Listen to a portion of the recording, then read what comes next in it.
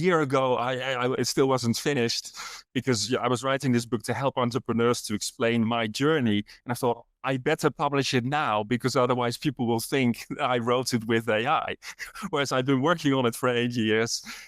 But the reality is an AI can produce a book so very quickly, and to correct your spelling, help you evolve ideas, correct you where needed. So yeah, I mean, it's exciting times from that point of view, I think, at least as a Yeah. Well, technologist. Yeah.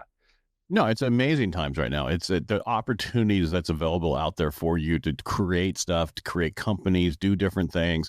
Yeah. Everything you need to have somebody for now, you can have something creative for you within minutes.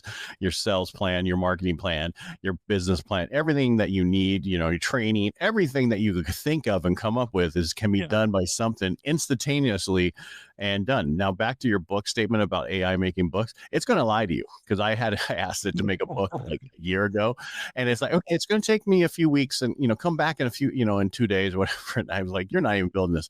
Nope. And then but if you tell it chapter by chapter, then it will build it chapter by chapter and then put it all together. But then you got to also remember it's going to hallucinate and mess up your whole content, so you have to control it. You have to have the plan and stay on the plan. I know people who are vibe coding and they're like, I don't have my people that they're teaching it. And they go, for 4 weeks, we're teaching these people how to build it out first before they even get to the AI, because that way you can make sure it's done right. Because I've learned it the other way, which is you rebuild it over and over again. And it's like Legos. Each section has to be built and then added on. Otherwise it like ruins the first section because it doesn't know what it's doing.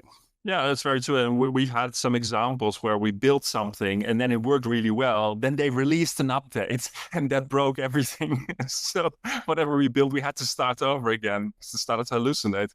Yeah, that's exactly what's happening with because I built out a podcasting platform where you drop in your MP4 in there, it edits it, auto edits it, auto creates everything all the way through and will distribute it.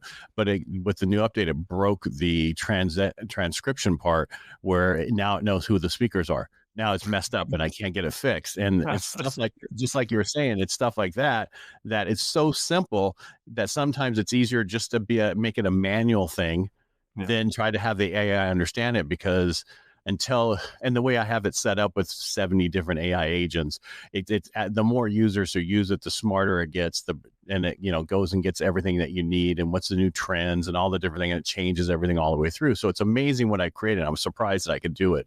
Yeah. But back to what you're saying is, as things evolve, things get broken and things change, and you have to understand that it's a different world. And you can make a lot of great stuff with vibe coding, but you still need coders. I know because I mean, that market is slightly changing as well. I've never seen so many developers available on the market where the prices just seem to go down because everyone's waiting. What's going to happen with AI? But I think the developers that understand that really pick up on AI and understand that they can become better developers because of that those are the ones that will win ultimately. So. Well, the one thing about it is the users making the user interface. That's the most important thing, because the problem with developers, they have no idea what the user experience needs to be except for the person who designed it, and they're not involved with it.